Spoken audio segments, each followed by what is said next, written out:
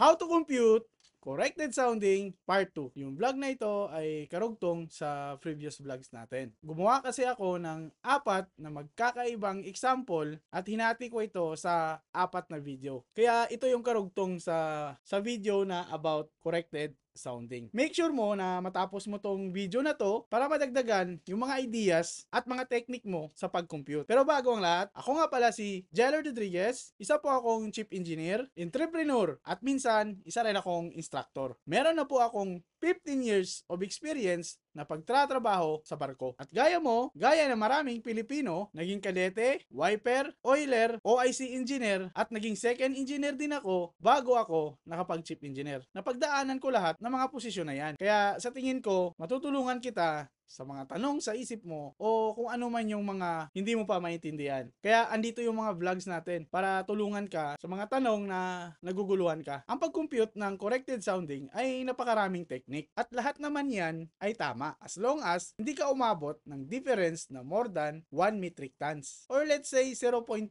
Alam nyo na alala ko tuloy dati nung third engineer pa ako, sa dami kong notes about sa computation, halos di ko na alam kung saan ba talaga ang susundin ko. Although tama naman yung mga notes ko, kaso nga lang, hindi ko siya talaga maintindihan. Yung bang sulat lang ako ng sulat, kung ano yung nakikita ko na effective sa ibang engineer, ang sipag ko kasing magsulat dati. Halos lahat ng mga ideas ng mga nakakasama ko ay sinusulat ko basta bago sa pandinig ko. Kaya dahil sa dami ko talagang mga notes, naguguluhan talaga ako kung alin doon ang susundin ko. Actually, ang lahat naman pala ng mga andun sa notes ko na yon, tama naman. Kaso nga lang, merong mga part na hindi ko talaga masyado pang naiintindihan noong mga time na yon. Kaya payo ko sa mga nagsusulat, sa mga nagte-take down notes, dapat pala talaga pag sinulat mo yung mga learnings mo dyan sa notes mo, ay dapat naiintindihan mo rin. Para hindi na kayo matulad sa na-experience ko tuwing magko-compute ako ng tank condition or bunkering. During bunkering, nagko-compute ako, ay nalilito ako kung ano ba talaga ang tamang formula na susundin ko. Which is tama naman lahat yung nasa notes ko. Kaya ngayon pag nakikita ko yung mga kasama kong engineer na medyo nalilito o naguguluhan sa mga computation, ay pinapaliwanag ko na ito agad sa kanila at sinishare ko na sa kanila yung experience ko nung third engineer pa lamang ako. Para hindi na rin sila mahirapan at mapagdaanan yung pagkalito na nadaanan ko. Kaya para hindi na kayo malito, ito na yung video number 2. Idagdag nyo na ito sa notes nyo para mas marami kayong idea na may sulat dyan. Pero kailangan intindihin nyo. Kaya panoorin na. Hello, good morning again. So welcome again sa ating situation number 2. So dito pa rin sa ating topic na corrected sounding, the 4 situation that you will encounter. So for the continuation, dito na tayo sa ating situation number 2. Okay, ganon pa rin. Meron pa rin tayong trim correction table dito. Pero as you can see, may naiba na sa trim correction table natin. So last time, ang trim natin is 1.0. Pero dito, sa example, ang given trim natin is 1.2 meter. Pero yung sounding is ganon pa rin. Yung actual sounding natin is 2.5 meter. So, ang solution dyan is present sounding plus trim value is equals to corrected sounding. So, always take note na ang hinahanap natin is itong corrected sounding. Okay? So, dito, remind ko lang ulit na ang mga value nitong negative 68, negative 54, negative 14, or ito yung mga ito.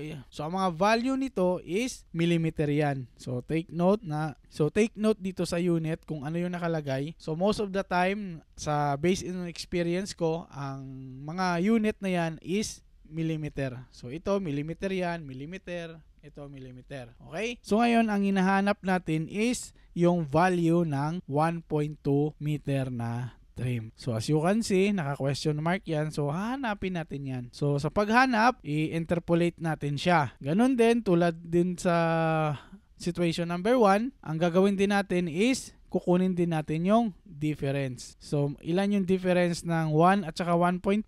So, dito is equals to 0.5. And then, hahanapin natin yung 0.2. Kaya minus natin siya dito sa 1.0 para may hahanapin tayo na 0.2. Then, kakonvert natin yan sa mm, kaya naging millimeter to kasi nga 0.5 times 1,000 divide 1 meter. Ganon din dito sa 0.2. Ita-times mo siya sa 1,000, then i-divide mo sa 1. Kaya naging 200 mm. But anyway, pinakita ko lang yan kasi ito yung style ko na pag-compute. So, depende na rin lang yan sa inyo kung ano yung mas maganda na technique na comfortable kayo. So, dito meron akong dalawang example. Dito sa normal, ito yung ginagawa ko lagi. Ito yung normal kasi nagbabase ako doon sa integers sa pag-compute ng mga negative sign. Then dito, itong experience based na ito yung mga kadalasang ginagamit ng mga nakikita ko na computation ni chief engineer o ni third engineer. So halos lahat ng mga nakasama ko, ito yung style nila. Okay? Parehas din yung formula. Minus, divide, times, plus. Dito rin, minus, divide, times, plus. Pero dito, dinisregards nila yung mga sign. Yung mga negative sign o positive sign.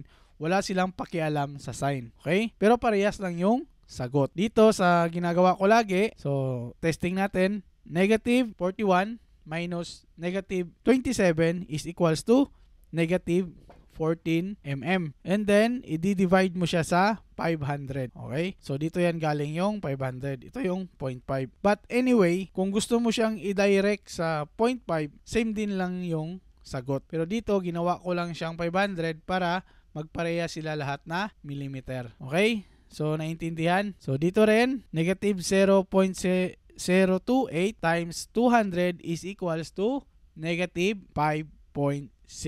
Then, negative 5.6. So, pinlas natin sa positive. Negative 27. Kaya, ang sagot is negative 32.6.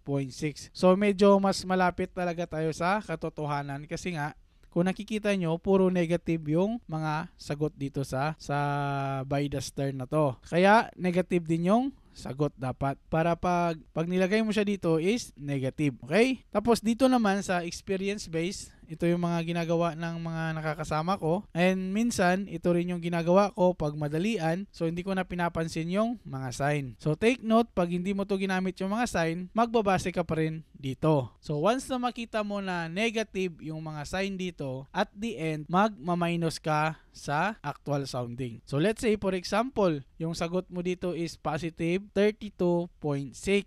So, tingin ka dito sa trim correction table. If nakita mo negative dito, mga negative yung sign, so magpa-plus ka. Magma-minus ka sa sounding. So, magma-minus ka dito sa 250 centimeter. But before mo gawin yan, ka-convert mo muna sa centimeter para pareha sila ng centimeter. Okay, for example, 32.6, walang sign.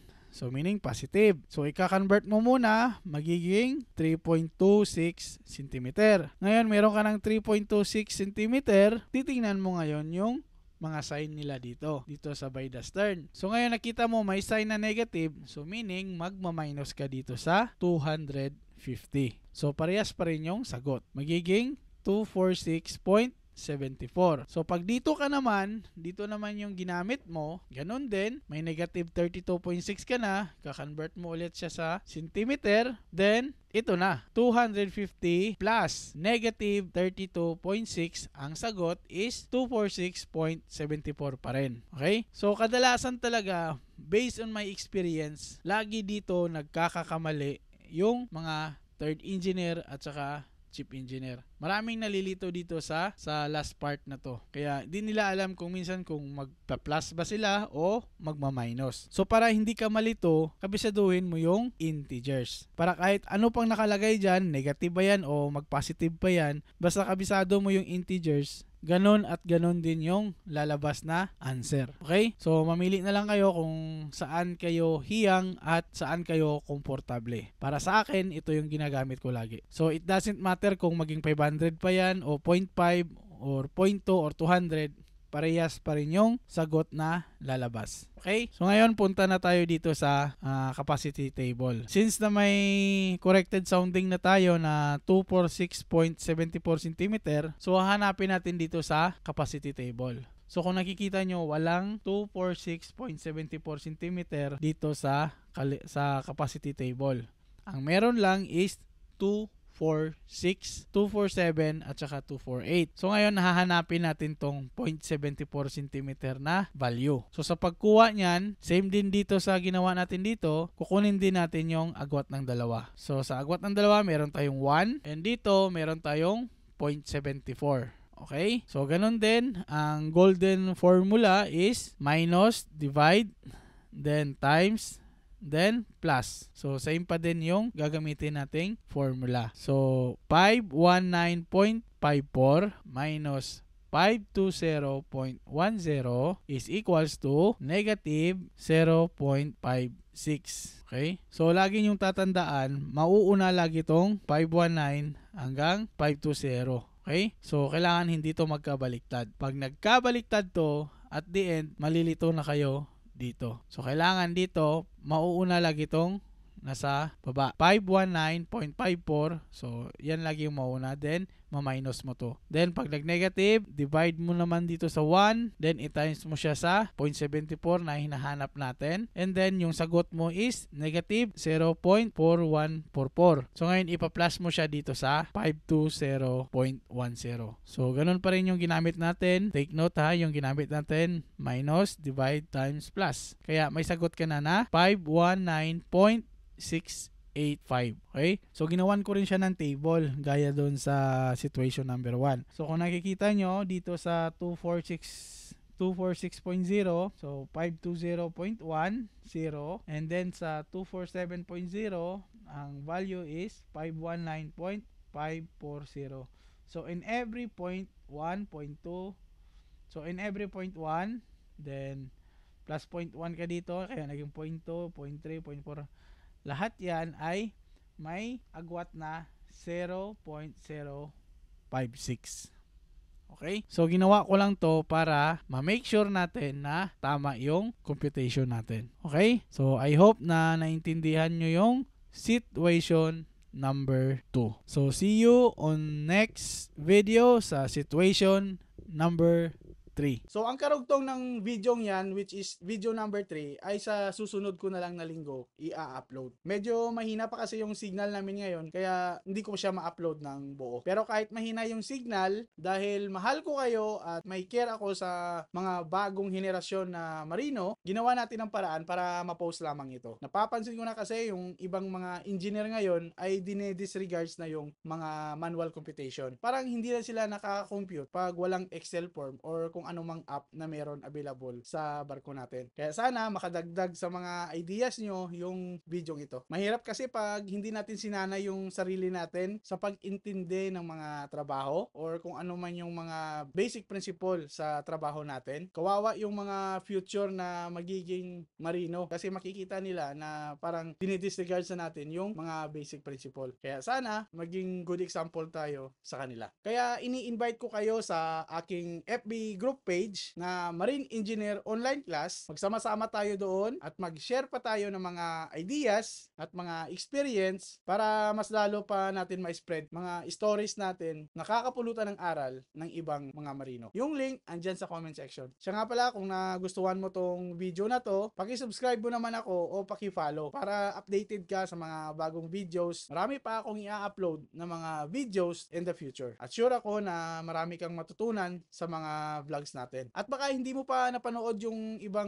video natin, paki-check na lang dyan sa baba at napakadami na tayong videos na na-upload. Siguro mga kulang-kulang 80 videos na yung mga na-upload ko. Pero kung may mga tanong ka or clarification o may mga request na video sa susunod nating uploads, pwede mo akong i-message sa aking FB page na Keep It Jelord para masagot kita ng personal. Ayos ba? Sabi nga ni Victor Hugo, there is nothing like a dream to create the future. Kaya hanggang dito na lang muna yung video natin. Maraming salamat sa mga nanonood. Ako nga pala ulit si Jelord Rodriguez at lagi yung tatandaan na success is always a choice. So choose to be successful. Bye-bye!